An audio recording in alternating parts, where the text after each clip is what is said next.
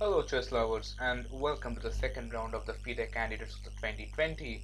So here I've come with another super excited game between two elite super grandmasters, Maxime Virtual and DING LIREN.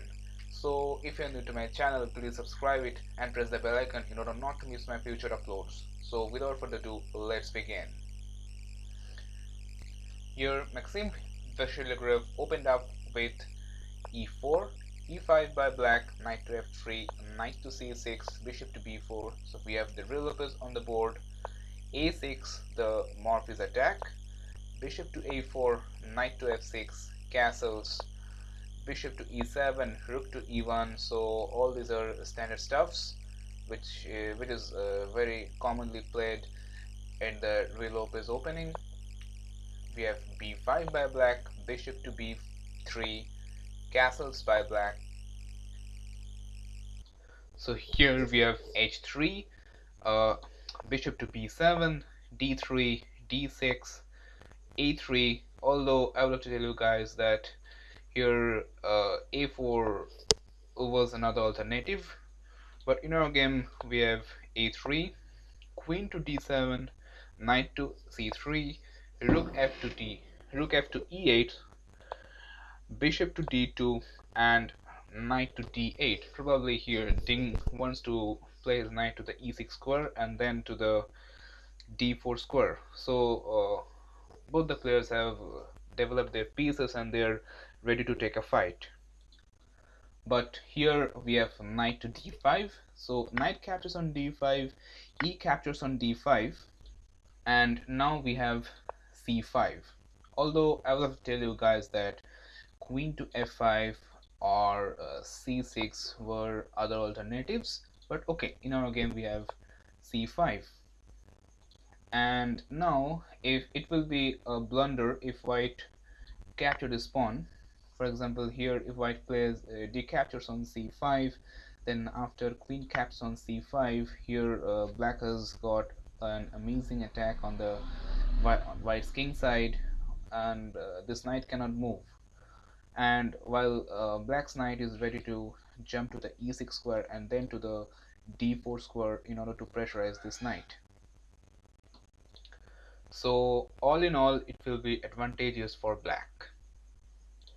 But okay, Maxime Virtual of course saw that, and here he didn't capture this pawn. Instead he played a4, and after a4 we have f5 by black. Now a captures on b5, a captures on b5, and now we have the trade of the rooks, and c4. So here white is just trying to deflect this b5 pawn. For example, if black reacts to this, if black captures this pawn or just push this pawn, then bishop to a4 would be completely winning for white. So DING LIREN of course saw that, and he played knight to f7. And now we have c captures on b5 and g5. So here black is launching a deadly attack at the white's king side, and the plan is to execute g4. So here white should react to this. So here Maxime Virtual played knight to h2, king to g7, and bishop to c4. Well, knight to h2 was played in order to prevent black from gaining a tempo. But okay, so after bishop to c4, we have king to g6 and g4 by white. We have knight to h6 by black, and queen to f3 and bishop to d8. So here black is trying to bring all his pieces into the attack. Here we have queen to g2 and f4 by black and b4 by white. But here trading of these pawns will only favor white, and DING LIREN is not interested in that. So he played bishop to b6. So here we have queen to e4 check, king to g7, and now we have the trade of the pawns. B captures on c5, d captures on c5, although I would have to tell you guys that bishop captures on c5 would be a blunder. Here white would reply with d4, and please note that this pawn cannot be captured with this pawn, since here this rook is supported by this queen, and white is having a queen and a rook battery on the e file attacking this rook. So after bishop captures on d4, white is having an amazing knight to f3. Here knight to f3 comes with an attack on this g5 pawn as well as a double attack on this bishop. So after the bishop retreats, white will play knight captures on g5 with the double attack on the h7 pawn, and here wherever the king moves, for example king to g7, so that this pawn can be guarded with a queen, here white will just simply grab this pawn and just taking the advantage of the fact that this pawn is badly pinned. So all in all, it will be advantageous for white. So DING LIREN of course saw that variation, and he played d captures on c5. And now we have knight to f3 attacking this pawn, and knight to f7 just defending. Also the plan is to play knight to d6 with the attack on the queen as well as on this bishop. But okay, we have bishop to c4, and now you can see that white is heavily attacking this pawn with this bishop, with this knight, as well as with this queen and the rook.